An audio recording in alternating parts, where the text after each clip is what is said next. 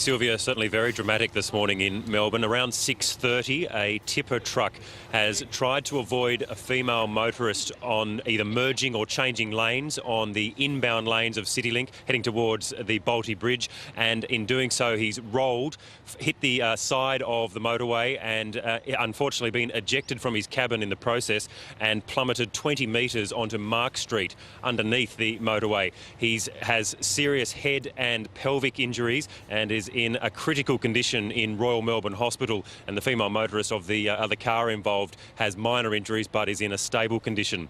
The truck is secured but it is still dangling precariously from the motorway, and the truckies in his 30s, workers from nearby factories, rushed to him to find him slipping in and out of consciousness this morning, but they were able to comfort him until ambulance officers arrived.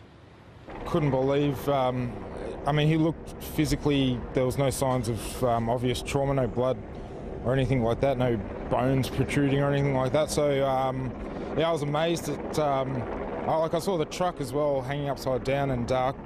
I couldn't believe he was still conscious. It's not exactly certain at this point, but the heavy haulage operators will use two 90-tonne cranes to extricate the truck and wreckage from as it's wrapped around the side of the motorway, and that probably won't be until at the very earliest 3 p.m. this afternoon.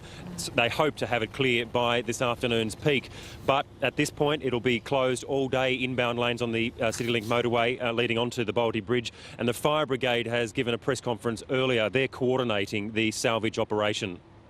We've been in contact with CityLink and some engineers, and they're on scene now doing an assessment of the top deck of the bridge for weight, and we're looking at what and how we can place some cranes on the top deck and below to actually move the truck out. And unfortunately, Sylvia, for the many thousands of motorists who would have been in the traffic jam this morning, CityLink won't be waiving the tolls because they say it's not their fault. But fortunately, the truck driver and the female motorist are still alive.